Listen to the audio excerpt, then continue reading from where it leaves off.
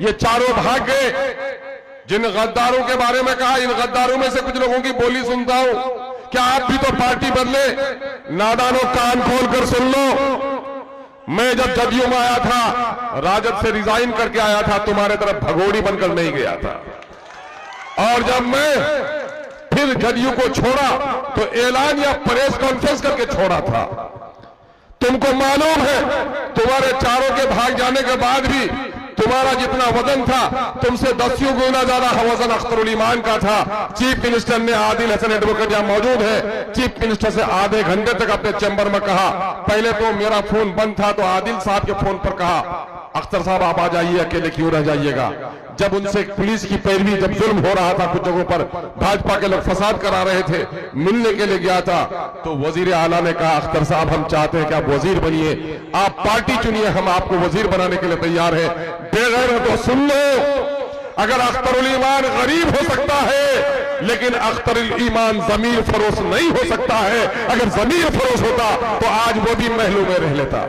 अररिया, पूर्णिया, कटिहार, किशनगंज और बिहार के मुख्तलिफ मकामात से तशरीफ फरमा एमआईएम के शहदाइयों, आज के इस मंच की निजामत कर रहे अजीज सरफराज रजवी साहब और आज के इस हजारों के प्रोग्राम को करोड़ों तक पहुंचाने वाले ज्ञानदार पत्रकार बंधुओं, सहाफियों, सोशल मीडिया के अच्छे दोस्तों, मैं आज दिल की गहराइयों से सबसे पहले आज के इस बज़्म के दूल्हा अजीजी सरवर को, जो किशनगंज जिला परिषद के चेयरमैन की नुमाइंदगी भी करते रहे और राजद के जिला अध्यक्ष रहे और उन पार्टियों से त्याग देकर एमआईएम में शामिल होने पर मुबारकबाद पेश करता हूं। इस मौके से जनाब भाई मुखिया साहिद साहब, जो उनके अब्बा हुजूर है, उनको मुबारकबाद पेश करता हूं।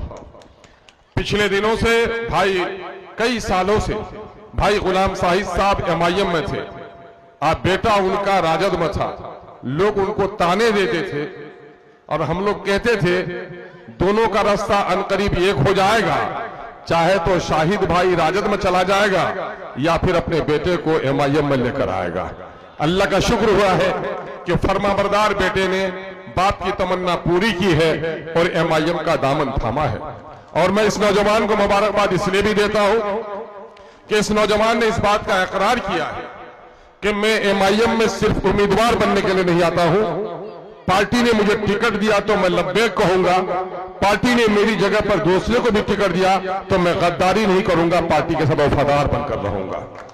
मेरे अजीजों और नौजवानों, इस मजलिस में शामिल होने वाले मुख्तलिफ मकामात से आए हुए बुजुर्गों, अजीजों, किसानों, मजदूर भाइयों, मैं देख रहा हूं